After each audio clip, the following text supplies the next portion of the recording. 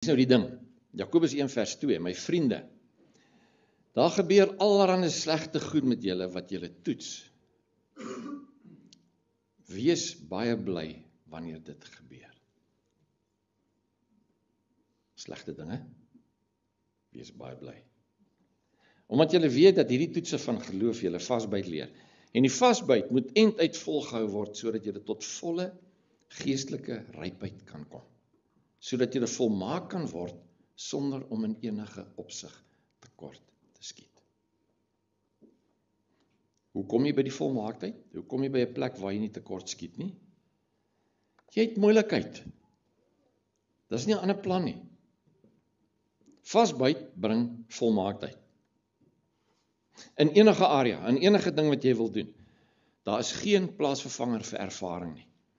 So jy kan die teorie hê, jy kan kyk na iets, jy kan dit bestudeer, wat ook al, maar voor jy dit nie gaan doen en oor doen nie, kan jy dit nie goed doen nie. Jy kan dit nie volmaak doen. Dit is ervaring, en dit kom net op 'n manier. Dit is moeilikheid. Die Here sê vir Abraham, ek het jou gekies, kyk na die sterre. Dis hoe ek jou nageslag gaan maak. Soveel soos die sterre. Abraham, hoor die Here, hy sê, kwaai, hierdie is baie lekker, baie dankie, en hy glo hom. En dan op 'n stadium, dan begin hy wonder. En sy vrou kom met 'n plan. Manne, sy vrou kom met 'n plan. En Ismael word gebore uit hierdie vroueplan uit. Nie 'n goeie plan nie. Die ding is, Abraham, laat hom ompraat, want hy begin twyfel. En hy voel, hy moet vir die Here, hy moet hom help. Hy moet hom 'n bietjie hand gee, om hierdie sterre nageslag te laat realiseer. Romeine 4 vers 11 sê, Abraham se geloof is vir hom as regverdiging gereken. Daar staan vers 13, hy het die vader geword van almal wat glo.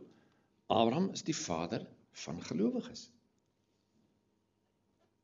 Maar hy het getwyfel. Hoor jy?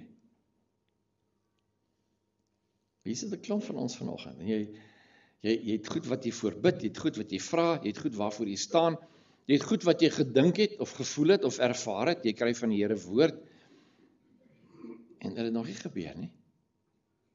En dan begin jy twyfel, en die oomblik as jy begin twyfel, dan voel jy skuldig, en jy voel sleg, en skaam, en dit beïnvloed jou verhouding met die Here.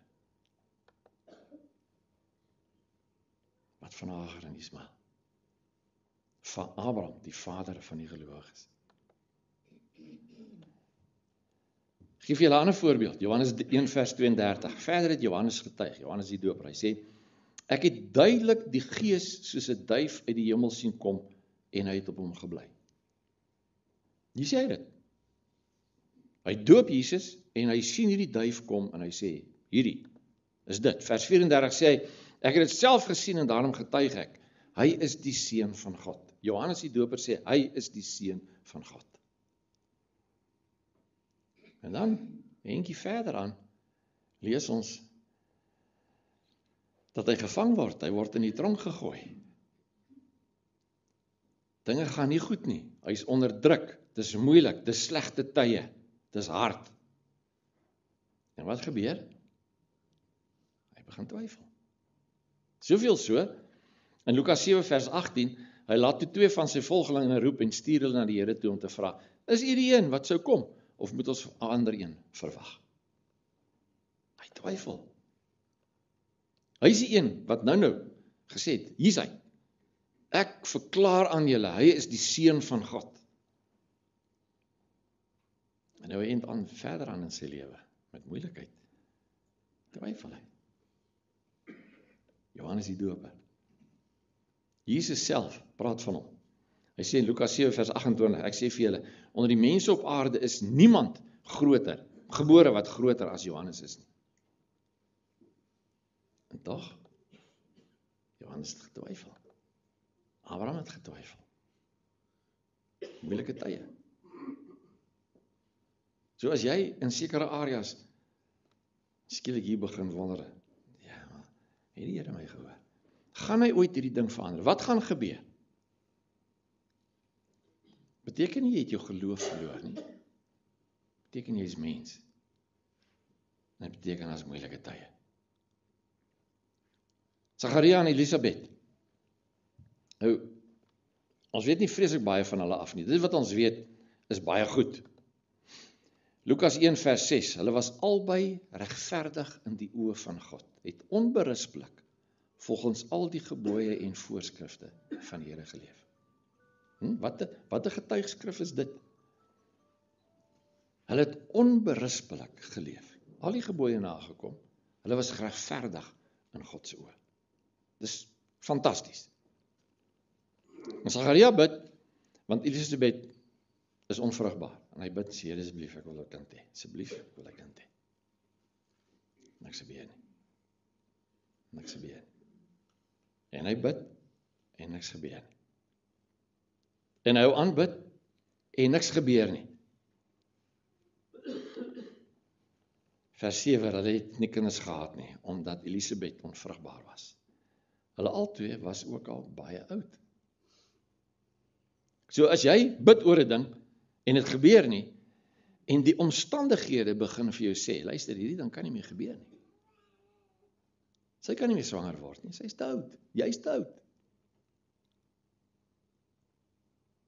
En tog, hy is besig in die tempel, en 'n engel verskyn aan hom en sê, Sagaria, jou gebed is gehoor, en dit word beantwoord. Terwyl al die getuienis, al die omstandighede, al die praktiese goed, die realiteit is daarteen. Sê, dit kan nie meer gewerk. Kan nie meer gebeur nie. Dis onmoontlik. En dan word Johannes die Doper gebore. Engel het vir ons sê, moenie bang wees nie, Sagaria, want jou gebed is verhoor. Ek wil net volgende vir jou sê. Dit mag vir jou voel asof die Here jou ignoreer. Dit mag vir jou voel asof dit wat jy gebid het, die Here nie agslaan daarop nie. Hy hoor jou nie. Hy wil dit nie doen nie. En dit mag selfs wees dat jy al op 'n plek is in jou lewe waar die omstandighede sê dit kan nie meer gebeur nie. Dit is onmoontlik. Maar die Here kan. Die Here kan. Ongeag die tydsverloop, ongeag die omstandighede, ongeag die sogenaamde realiteite, die Here kan, want hy is God. So Sagaria het gebid, hy het reg geleef, vir baie lank is daar geen reaksie nie, dit lyk of dit nie meer moontlik is nie. En dan kry hy veel meer as wat hy gevra het. Johannes, die Doper, is sy seun. Die een wat voorloop, wat die pad regmaak vir die Christus om te kom. Wat 'n voorreg. Terwyl dit gelyk het of dit nie meer kan nie. En jy dalk goed in jou lewe, jy het 'n reus, jy het 'n ding, jy het 'n issue in jou lewe waarmee jy veg. Wat betref jou gesondheid, wat betref jou verhoudings, wat betref jou kinders. En jy voel, Here, jy hoor nie, niks gebeur nie, wat gaan aan? Ek sê nie vir jou. Kyk na die voorbeelde. Die Here hoor. Hy hoor. En hy gaan 'n plan maak. Op sy tyd en op sy manier. Gaan hy 'n plan maak. Moenie gaan lê nie, moenie opgee nie. En as hierdie twyfelgedagtes kom, is normaal, dit gebeur. Nie laat jou van stryk bring nie. Jy bring dit jou getuienis, jou woord, jou verklaring, bring jy weer in lyn met die woord van die Here. En as jy twyfel, en as jy voel, hierdie ding gaan nie, gaan terug woord toe. Sê, Here, ek het hierdie ding gevra. Die woord sê, U het my gehoor. Hy wat vra vir hom sal gegee word. Hy wat klop vir hom sal oopgemaak word. Ek klop en ek vra. Here, help my. Ek verklaar, U is God en U hoor my. Ongeag wat die omstandighede en wat die realiteite sê. Hebreërs 10 vers 36 sê, julle het inderdaad volharding nodig, sodat julle wanneer julle die wil van God gedoen het, die belofte kan verkry. Volharding. So hy sê duidelik hier, Is nie net so, as jy bid, en skielik is dit daar nie. Hoor nou mooi. Die Here is meer geïnteresseerd in die bou van jou karakter, as die voorsiening van gerief. Die Here stel meer belang in jou karakter, as bloot om jou net te bederf. Perseverance, vasbyt, dis waaroor dit gaan. Olyfolie, ons gaan nou volgende nagmaal hou, nie met olyfolie nie, maar ons gaan nagmaal hou. Hoe kry jy olyfolie? Dis een manier. Olie is baie kosbaar, olyfolie in die skrif speel 'n baie groot rol, en olyfolie is baie kosbaar, is duur. Daar's net een manier hoe jy olie kry, olyfolie. Daai olyf moet gekneus word, en dan moet hy gepers word. Dat is nie 'n ander plan nie. En hoe meer druk jy toepas, hoe meer olie kry jy. Nou bid ons sê, Here asseblief, laat die gawes deur my vloei. Here asseblief, Heilige Gees, kom maak my vol. Hy sê, is reg, ek hoor jou. En hy begin jou druk, dat die olie kan uitkom. Sê, Here asseblief, nee, net nie dit nie. Nee, hierdie is nie vir my lekker nie. Here asseblief, laat die gawes deur my vloei. Dan kom die Here en hy begin iets in jou lewe. Sê, Here asseblief, vat dit net van my af weg. Wat moet hy nou doen? Jy weet nie wat jy bid nie. Jesus in die tuin van Getsemane, hy val op sy knieë en hy bid, soveel so dat die Bybel sê, sy sweetdruppels het soos bloed geword. Weet jy wat beteken Getsemane? Dit beteken oliepers. Die naam Getsemane beteken 'n oliepers. Dis waar Jesus was. Hoe groter die druk, hoe meer die olie. Lewe na 30. Jy kies. Of jy word oud en sleg, of jy tel gewigte op en dit gaan met jou goed. Jy kan kies. Jy kan kies. Of jy hang los, of jy gaan aan. Ek moet sê, hierdie lyk vir my lekkerder. Maar is jou keuse. Dis jou keuse. Mense, enige ding in jou lewe is jou keuse. Wat jou lyf betref, wat jou intellek betref, wat jou gees betref, dis jou keuse. Jy kies wat jy doen. Dis in jou hande. Openbaring 2 vers 7, hy skryf hier in hierdie 2 hoofstukke aan die 7 gemeentes, dan sê hy in vers 7, aan wie oorwin, sal gegee word. Vers 10, wees getrou tot die dood toe. Vers 11, hy wat oorwin. Vers 17, aan hom wat oorwin. Vers 25, behalwe net om vas te hou aan wat jy het, totdat hy kom. Hou nie vas, totdat hy kom. Vers 26, wie oorwin en eindtyd vashou aan wat ek sê. Dis die skrif, dis die woord. Dis vasbyt. En ek voel my, ons het soveel goed wat ons mee veg, ons het soveel reëse in ons lewens, dinge wat swaar is. Maar die Here wil dit gebruik om jou te pers, om jou karakter te vorm. Ek sê nie die Here bring slegte goed oor jou nie. Maar ek sê ons leef in die terrein van die vyand. En as daar slegte goed is, dan kan die Here dit gebruik. Romeine 8:28, hy kan alles ten goeie laat meewerk, omdat ons hom liefhet. Maar jy moet vasbyt. Jy moet vasbyt. Jy moet vasbyt. Jy moet vasbyt. Byt net vas. Moenie gaan lê nie, moenie opgee nie. Hou aan, want God is God.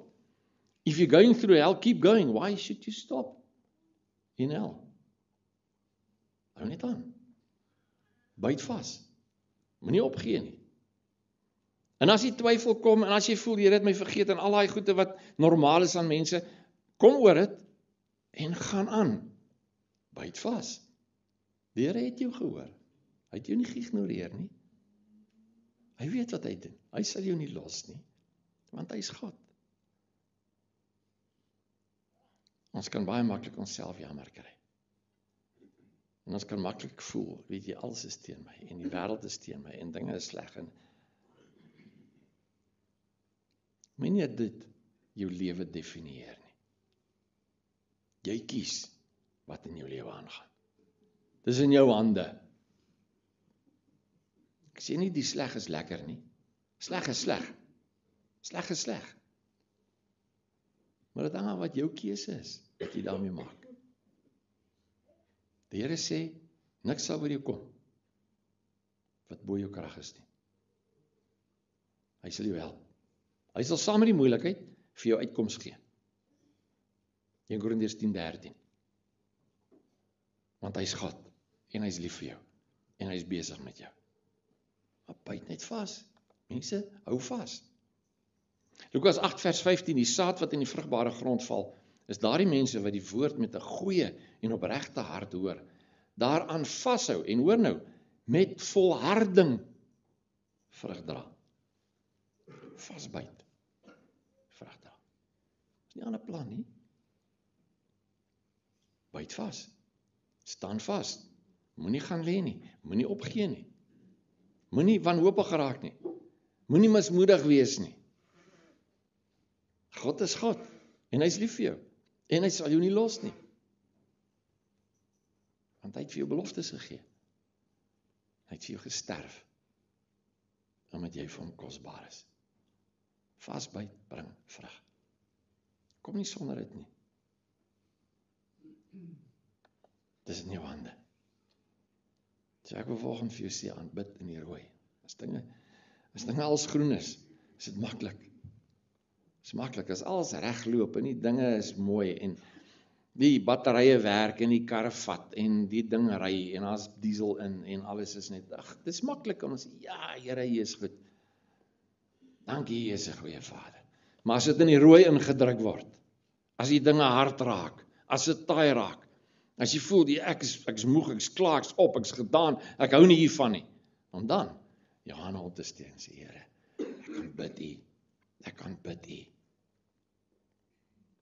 Aanbid in die rooi. Groen is maklik. Maar dis waar die skeiding kom. Aanbid in die rooi.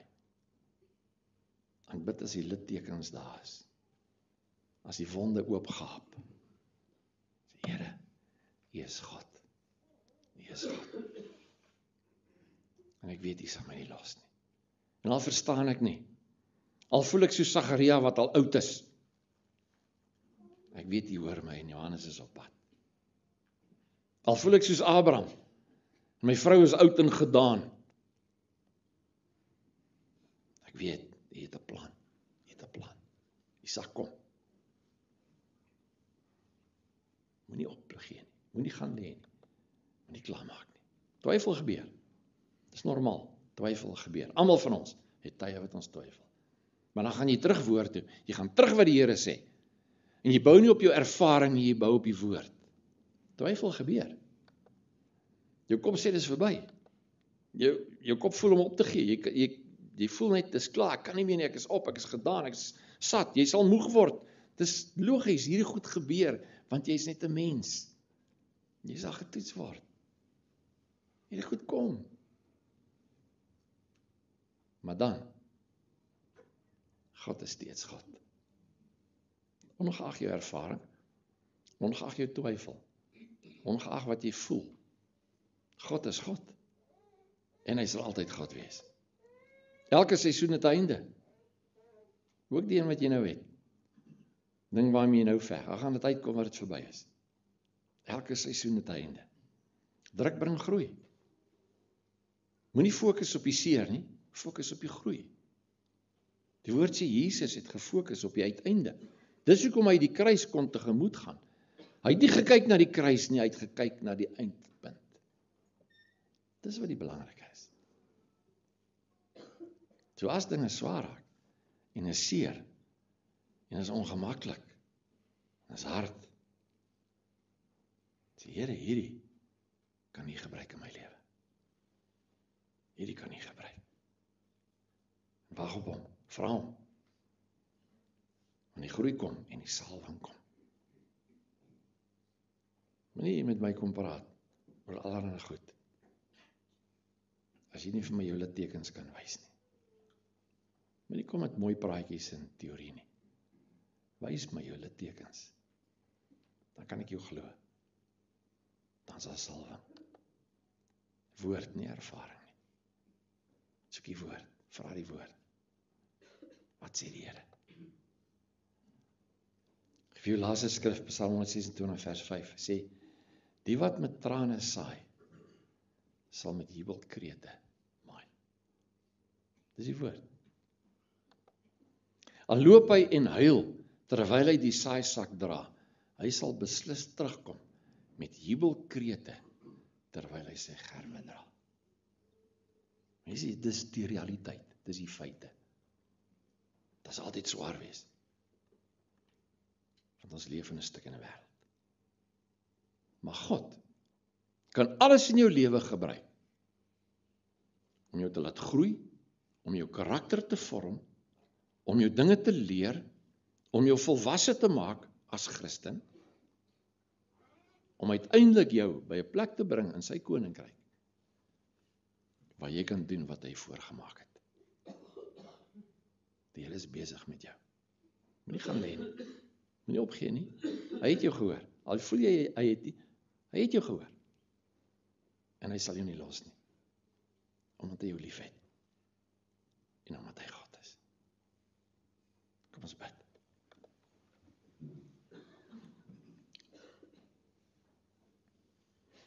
Here, ek vra dat U in elke hart wat begin moeg raak het, moedeloos, wanhoopig, twyfel,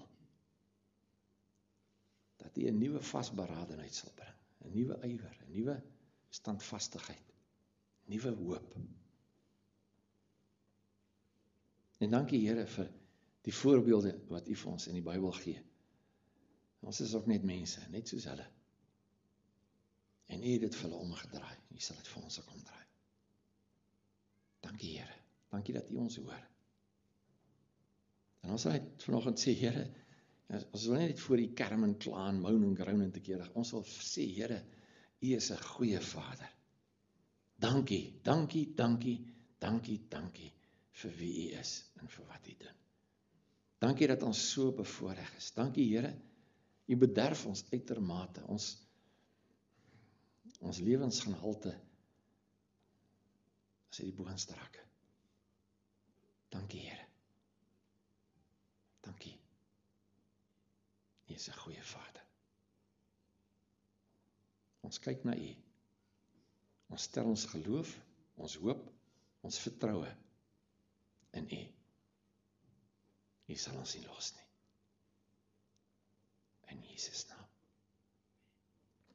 Amen.